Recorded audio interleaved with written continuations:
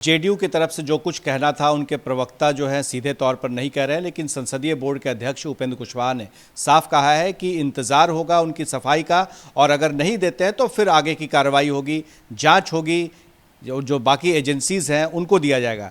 पर आरजेडी क्या खामोश है या इस मामले में किस तरीके से इसको देख रही है? हमारे साथ हैं प्रदेश अध्यक्ष जगदानंद जी, काफ़ी वरिष्ठ नेता हैं आरजेडी के। जगता बाबू, ये जो आरसीपी सिंह के बारे में आप लोग आरोप लगाते थे कि बिहार में आरसीपी टैक्स चलता है, उस वक्त तो काफ़ी हंगामा हो रहा था। आज जिस तरह के आरोप जेडीयू नहीं पार्टी ने ही लगाए हैं आरसीपी सिंह पर, आपको लग रहा है कि वो जो आपके आरोप थे उसमें कहीं तथ्य था? आरसीपी पर जो आज आरोप लग रहा है, जब बिहार की जनता और बिहार की जनता के प्रतिनिधित्व करने वाली मुख्य विपक्षी पार्टी आरोप लगाती थी, वो आरोप हमारा नहीं था। जनता जब कराहती हुई अपने सारे संकटों में खोजती है तो वहाँ पर जनप्रतिनिधियों को खड़ा होना ही पड़ता है। हम लोगों ने कोई नई बात नहीं कही थी, हमने कोई अपने से बात को गढ़ा नहीं था, लेकिन हम जनप्रतिनिधि और मुख्य विपक्षी दल की हैसियत से जनता की कराहती हुई आवाज़ को हम लोग केवल स्वर दे रहे थे। नकारा गया। क्यों नकारा गया?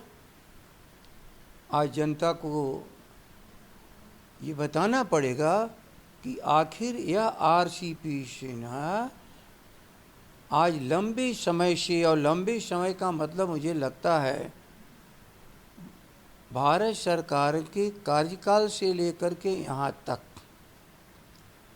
1 माह पूर्व तक जहाँ पर रहा है, आज वही आरोप जनता की दोहरा रही है आज की सरकार। उसको जवाब चाहिए। आप किससे जवाब मांग रहे हैं? आरसीपी सिंह से या बिहार के मुख्यमंत्री नीतीश कुमार से या क्या? नहीं, जनता को जवाब चाहिए पूरा। आखिर एम्प्लॉयर कैसे छबा कर रहा था? उनका एम्प्लॉयर कौन था? सेवा का मौका किसने दिया था? किसने दिया? किसने दिया था? और जब जनता RCP tax, RCP tax, RCP tax और उस भ्रष्टाचार के चलते एक एक अफसर तबाह, और वो तबाह अफसर कलेक्शंस मनी का आम जनता को तबाह कर रहा था। एक छोटा झोपड़ी वाला कहीं से बचा के पैसे, यदि वह एक दाखिल खारिज के जाता था खरीदी हुई ज़मीन का, तो भी उसको देना पड़ता था। आप एम्प्लॉयर की बात कर रहे हैं, तो किसके बारे में आप कह रहे हैं? खुलकर नाम क्यों नहीं ले रहे? कौन था एम्प्लॉयर? जनता जानती है कि कौन एम्प्लॉयर, भारत सरकार में कौन एम्प्लॉयर था और बिहार में कौन एम्प्लॉयर है। लेकिन हो सकता है कि बेईमानी समझने में विलम्ब हुआ हो, लेकिन ये तो मानना पड़ेगा कि बिहार का विपक्ष कोई आरोप इस तरह से नहीं लगाता है, बल्कि जनता की आवाज़ को ही स्वर देता है। हम उसी के स्वर देते थे और हमारे स्वर को अनसुना किया जाता था। अब आज के दिन खुशी होगी कि सरकार भी ये मान रही है कि एक रिस्पॉन्सिबल अपोजिशन बिहार का है, जो अपने आप में वो सही था। और आज जब हमारी कही हुई बातें सबके सामने सही साबित हो रही है, तो ये मानना पड़ेगा कि बिहार का विपक्ष एक मैच्योर लीडरशिप के अंदर तेजस्वी की काम कर रहा है। तो आप क्या मांग कर रहे हैं जगता बाबू? आप सीधे तौर पर नहीं, एम्प्लॉयर का नाम लेने में आप क्यों हिचक रहे हैं? मैं बस ये मानता हूँ कि ये जो ईमानदारी पूर्वक कदम उठाया गया, उसको अंतिम चरण तक ले जाया जा। अब 58 है, 60 है, 10 है, 20 है, कितने प्लाट हैं, नहीं प्लाट हैं, अभी तो हम इसके वेरिफिकेशन में नहीं जा पाए हैं। लेकिन यदि सरकार के पास है ये चीज़ें, तो जनता के सामने रखो। आप मांग कर रहे हैं कि जांच होनी चाहिए, इसकी जो एजेंसीज है जांच एजेंसियां करें। जनता के सामने पहले उस आरोप को रखो, और आरोप तो सरकार एक कोई निर्गुण चीज़ नहीं है, लेकिन जनता की एक बहुत सशक्त संस्था है। और संस्था एक व्यक्ति नहीं है, एक पूरे उसका इंस्टीट्यूशनल अरेंजमेंट्स है, संवैधानिक वैधानिक सारे संस्थाएं उसके साथ जुटी हुई हैं। लेकिन जगताप बाबू, नहीं, वो क्रिया चलती रहेगी। लेकिन पहले ये तो बताओ कि वो आरोप हैं का, वो धन संपत्ति से कैसे कहाँ पर ग्रहण किया गया है, ताकि हमारे भी स्रोत हैं, हम भी उसको जांचेंगे। अपनी पार्टी है, गांव-गांव टोले तक, जन जन तक हमारी पार्टी फैली हुई है। आप आरसीपी सिंह पर बता रहे हैं, लेकिन उन्हें एम्प्लॉयर जो बिहार के मुख्यमंत्री नीतीश कुमार हैं, उन पर आप क्यों नहीं कुछ कह रहे हैं? ऐसा तो नहीं कि आपकी नज़दीकी बन रही है नीतीश कुमार से? भूलिए मत, जब एम्प्लॉयर शब्द का मैं गढ़ा हूँ शब्द, और एम्प्लॉयर शब्द को सभी लोग मानते हैं कि क्या है, और मैं जो वर्षों का दे रहा हूँ, मैं बार बार कह रहा हूँ, एक व्यक्ति यदि दोषी हो तो बड़ी आसानी से निपटा जा सकता है।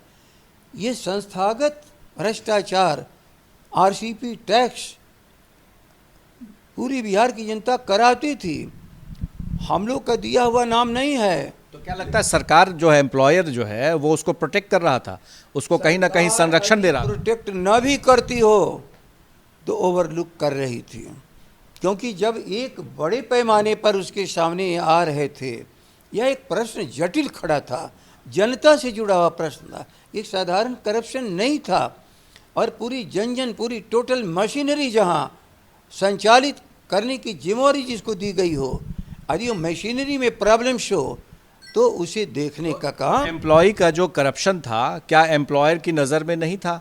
क्या आपको नहीं लगता है कि एम्प्लॉयर भी इसके लिए जिम्मेदार है, उस पर भी कार्रवाई होनी चाहिए? क्योंकि आप लोग पहले आरोप लगाते थे बहुत सारे सृजन घोटाले का, 52 घोटाले का आप नाम लेते थे, तो अब क्यों नहीं ले रहे? मैं इसलिए नहीं लगा रहा हूँ, घोटालों की जांच करने वाली दिल्ली की हुकूमत बैठी हुई है कुंडली मार करके।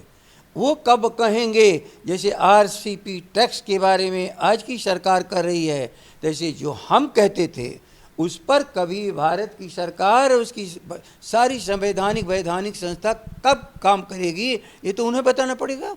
लेकिन मैं जो आरोप लगाता था, जो मेरी पार्टी आरोप लगाती थी, हमारा गढ़ा हुआ आरोप नहीं था, जनता की। आपका आरोप और बिहार की सरकार नीतीश कुमार के अगुवाई में जो चल रही है, उस आरोप की जांच की बात हो रही है। आपको लग रहा है कि आरजेडी और जेडीयू दोनों करीब आ रहे हैं, दोनों एक साथ आ सकते हैं, दोनों एक साथ गठबंधन हो सकती है? हम केवल जनता के करीब हैं। ये भारत सरकार पर आरोप मैं लगा रहा हूँ, अब तक कहाँ तुम बैठे थे, कहाँ बैठे हो? क्या तुम इसी तरह के लोगों को आईएएस का, बड़ी बड़ी नौकरियों को देते हो, और वहाँ से जब बिल्कुल पारंगत हो जाते हैं, मोदी तुम्हारे राज्य में, वाजपेयी जी की हुकूमत में, भाजपा की हुकूमत में, तो एक राज्य को लूटने के लिए तुम भेज देते हो? बोलो, क्या इसमें भारत की सरकार को मैं स्केप कर सकता हूँ, उसको मैं छोड़ सकता हूँ? भारत सरकार को भी बताना पड़ेगा कैसे अपने मंत्रिपरिषद में आपने ऐसे को रखा। जब बात हो रही है एम्प्लॉयर की, तो मैं सबसे बड़े एम्प्लॉयर की बात करता हूं, जो देश का संचालक है। तुम क्या कर रहे थे? इसलिए नीतीश कुमार को आप जिम्मेदार नहीं मानते?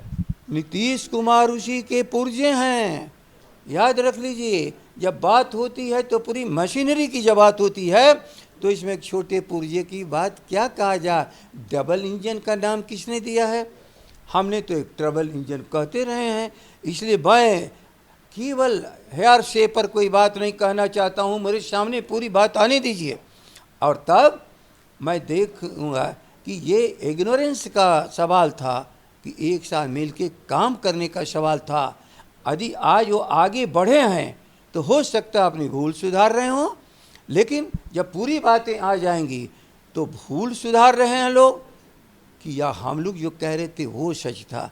लेकिन आज के दिन यदि हम जो कह रहे थे, यदि आज की सरकार कह रही है, तो हम उसको धन्यवाद देते हैं कि गहराई में जाके बिहार की जनता का कॉन्फिडेंस हासिल करो कि ये गलती केवल आइसोलेशंस में अकेले हो रहा था या एक समूह इसके पीछे खड़ा था। जगताप बाबू को आप सुन रहे थे, ये साफ साफ कह रहे हैं कि ये जो कुछ भी हो रहा था उसके लिए अगर सरकार सामने आ रही है, पार्टी सामने आ रही है, तो वो धन्यवाद के पात्र हैं। और आरसीपी सिंह पर जिस तरह के इल्ज़ाम लगते थे, अब वो वक्त आ गया है कि इसी के सहारे क्या आगे जांच होगी। कहीं ना कहीं ये जो कहा जाता है कि राजनीति में धुआं और आग का संबंध है, वो दिख रहा है। नीतीश कुमार पर सीधे निशाने के बजाय केंद्र की सरकार मोदी को निशाने पर लिया जा रहा है। जो बातें सामने आ रही थी उसमें आरसीपी सिंह पर जिस तरह के इल्ज़ाम लगे हैं, वो इल्ज़ाम काफ़ी गंभीर है। अकूत संपत्ति अर्जित करने का आरोप लगा है। हालांकि आरसीपी सिंह के जो सहयोगी हैं वो सारे इससे इनकार कर रहे हैं। यहाँ तक कि कहा जा रहा है कि उनकी कमाई और वो जो रिटायर किए थे, वीआरएस उन्होंने ली थी, और जो उनकी पैतृक संपत्ति है उससे इतना उनके पास पैसा था कि वो ज़मीन खरीद सकते थे। तो ये तमाम बातें हैं जो आरसीपी सिंह खुद नहीं कह रहे हैं, लेकिन उनके जो समर्थक हैं वो इस बात को बता रहे हैं लोगों से। पर सबसे अहम सवाल ये है कि आरसीपी सिंह को लेकर के जिस तरह के आरोप आरजेडी लगाती थी, आज जेडीयू के समर्थन में आरजेडी खड़ी है। हमने आरजेडी के सबसे बड़े नेता जो बिहार में है, प्रदेश अध्यक्ष हैं जगदानंद, जो बहुत पुराने हैं, लालू परिवार के काफ़ी करीबी हैं और नेता के तौर पर उनकी स्वच्छ छवि रही है। तो ऐसे नेता अगर यह बात कह रहे हों, धन्यवाद दे रहे हों नीतीश कुमार को कि इस तरीके के अगर कार्रवाई होती है, उन पर जांच होती है, तो वो सही कदम होगा। तो ये अपने आप में बड़े संकेत, बड़ी राजनीति की जिसकी बात आज सुबह से हम कर रहे हैं, उसी ओर इशारा करता है।